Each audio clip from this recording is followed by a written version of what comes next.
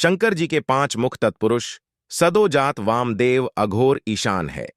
उन्हें शंकर जी के अंशा अवतार हनुमान जी भी पंचमुखी है।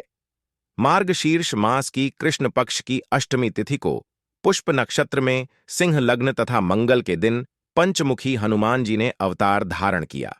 हनुमान जी का यह स्वरूप सभी प्रकार की सिद्धियों को देने वाला है। श्री राम और रावण के युद्ध में जब मेघनाद की मृत्यु हो गई, तब रावण धैर्य न रख सका और अपनी विजय के उपाय सोचने लगा।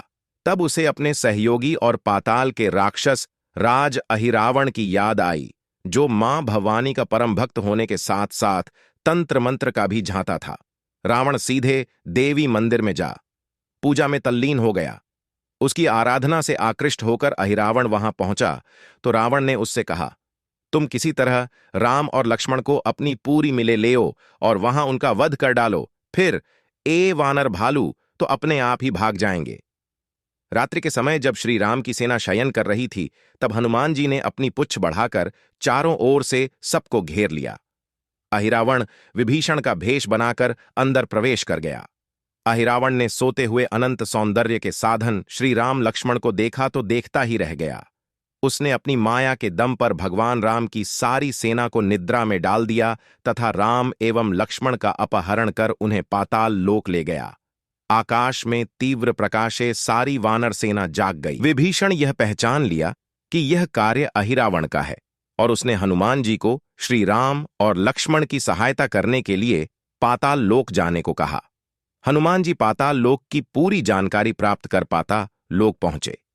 पाताल लोक के द्वार पर उन्हें उनका पुत्र मकरध्वज मिला। हनुमान जी ने आश्चर्यचकित होकर कहा, हनुमान तो बाल ब्रह्मचारी है, उसके पुत्र कैसे? मकरध्वज ने कहा कि जब लंका दहन के बाद आप समुंदर में पूछ बुझाकर स्नान कर रहे थे, तब श्रम के कारण आपके शरीर से पसीना झड़ रहा था, जिसे एक मछली ने पी लिया। वे मछली पकड़कर जब अहिरावण की रसोई में लाई गई और उसे काटा गया तो मेरा जन्म हुआ। अहिरावण ने ही मेरा पोषण किया, इसीलिए मैं उसके नगर की रक्षा करता हूं।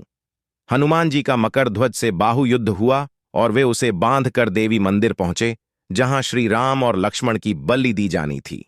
हनुमान जी के आग्रह पर देवी अदृश्य हो गई और उनकी जगह स्वयं रामदूत देवी के रूप में खड़े हो गए।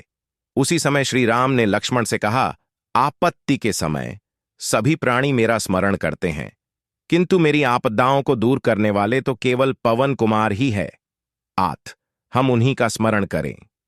लक्ष्मण जी ने कहा, यहां हनुमान कहां? श्री राम ने कहा, पवन पुत्र कहां नहीं है, अभी तो पृथ्वी के कण कण में है। मुझे तो देवी रूप में भी उन्हीं के दर्शन हो रहे हैं। हनुमान जी ने वहां 5 दीपक 5 जगह पर 5 दिशाओं में रखे देखे, जिसे अहिरावण ने मां भवानी पूजा के लिए जलाया था। ऐसी मान्यता थी कि इन 5 दीपक को एक साथ बुझाने पर अहिरावण का वध हो जाएगा। हनुमान जी ने इसी कारण पंचमुखी रूप धरकर वे 5 दीपक बुझा दिए और अहिरावण का वध कर श्री राम और लक्ष्मण को कंधों पर बिठाकर लंका की ओर उड़ चले। पंचमुखी हनुमान जी का पूर्व की ओर वाला मुख वानर का है, जिसकी प्रभा करोड़ों सूर्य के समान है। वह विकराल दारों वाला है और उसकी भ्रिकुटियां छड़ी हुई है। दक्षिण की ओर वाला मुख नरसिंह भगवान का है। यह अत्यंत उग्र तेज वाला भयानक है, किंतु शरण में आए हुए के भय को दूर करने वाला है। पश्चिम दिशा वाला मुख गरुड़ का है। इसकी चोंच टेढ़ी है। इस सभी नागों के विष और भूत प्रेत को भगाने वाला है। इससे समस्त रोगों का नाश होता है। इनका उत्तर की ओर वाला मुख वराह यानी सुकर का है, जिसका आकाश के समान कृष्ण वर्ण है। इस मुख के दर्शन से पाताल में रहने वाले जीवो सिंह बेताल के भय का और जवर का नाश होता है। पंचमुखी हनुमान जी का ऊपर की ओर उठा हुआ मुख है। हे या गरीब यानी घोड़े का है। यह बहुत भयानक है और असुरों का संहार करने वाला है। इसी रूप के द्वारा हनुमान जी ने तारक नामक महादैत्य का वध किया था।